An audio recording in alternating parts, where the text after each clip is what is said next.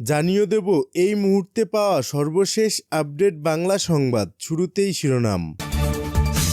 BNP ক্ষমতায় এলে পলাতক সব নেতাদের ফিরিয়ে আনা হবে, জয়নুল আবদিন ফারুক। বঙ্গবন্ধু শেখ মুজিব মেডিকেল বিশ্ববিদ্যালয়ের নাম পরিবর্তন এবং পাকিস্তানের সঙ্গে ব্যবসা বাড়াতে চায় বাংলাদেশ, থাকছে বিস্তারিত প্রতিবেদন। শুনছিলেন সংবাদ শিরোনাম, এবার বিস্তারিত। প্রিয় দর্শক, আপনি যদি এই চ্যানেলে নতুন হয়ে থাকেন, ভিডিওটি দেখতে দেখতে চ্যানেলটি সাবস্ক্রাইব করে আমাদের সঙ্গেই থাকুন। আর এই ভিডিও সম্পর্কে আপনি আপনার মূল্যবান মতামতটি কমেন্ট বক্সে জানিয়ে দিন। আর হ্যাঁ প্রিয় দর্শক, জানিয়ে দিন ভিডিওটি কোথা থেকে দেখছেন। বিএনপি ক্ষমতায় এলে পলাতক সব নেতাদের ফিরিয়ে আনা হবে, জয়নুল আবদিন ফারুক। ভারত বড় দেশ হলেও মন ছোট বলে মন্তব্য করেছেন বিএনপি চেয়ারপারসনের উপদেষ্টা ও সাবেক বিরোধী দলীয় চিফ হুইপ জয়নুল আবদিন ফারুক।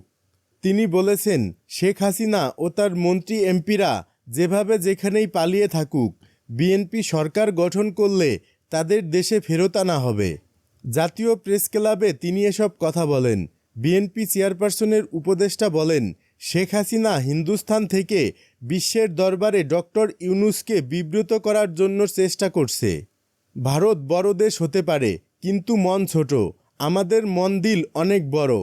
সাবেক প্রধানমন্ত্রী শেখ হাসিনাকে উদ্দেশ্য করে তিনি বলেন, পালিয়ে গেছেন, পালিয়ে থাকেন, ডলার রুপি সব নিয়ে গেছেন, দেশের সকল সম্পদ লুট করে নিয়ে গেছেন, বিদেশে ফ্ল্যাট ভাড়া করে থাকেন, দয়া করে সেখানেই থাকেন।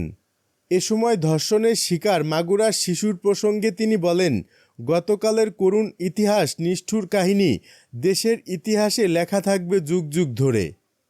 বঙ্গবন্ধু শেখ মুজিব মেডিকেল বিশ্ববিদ্যালয়ের নাম পরিবর্তন।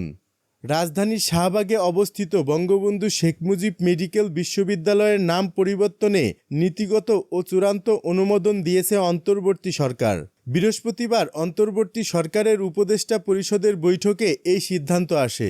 পাশাপাশি শেখ হাসিনা ও শেখ ফজিলুন্নেছা মুজিবের নামে থাকা দুটি মেডিকেল বিশ্ববিদ্যালয়ের নামও পাল্টানোর জন্য সিদ্ধান্ত দেওয়া হয়।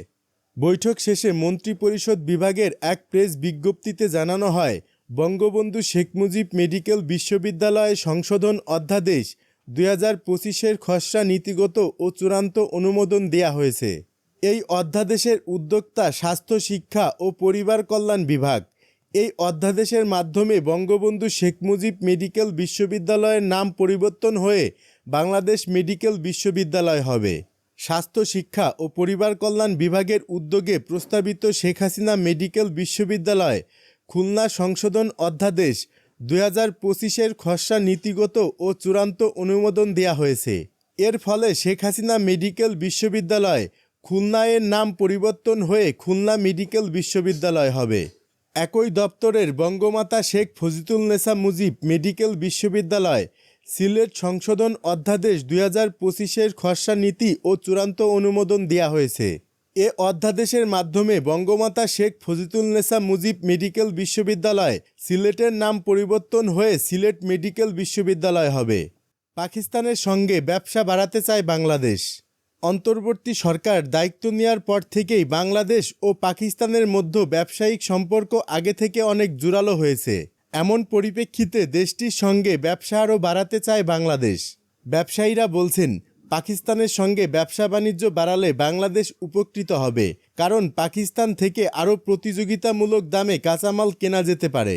বাংলাদেশ সেখান থেকে তুলা, সুতা, কাপড় ও প্রয়োজনীয় পণ্য আমদানি করছে, তবে এই আমদানি এখনও চীন ও ভারতের তুলনায় অনেক কম।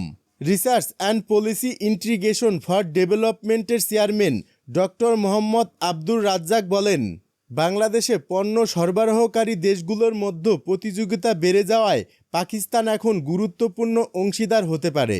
দেশের ভবিষ্যৎ অর্থনৈতিক প্রবৃদ্ধির জন্য খাদ্য ও জ্বালানি সহ প্রধান পণ্যগুলোর নির্ভরযোগ্য, প্রতিযোগিতামূলক ও নতুন নতুন উৎস দরকার।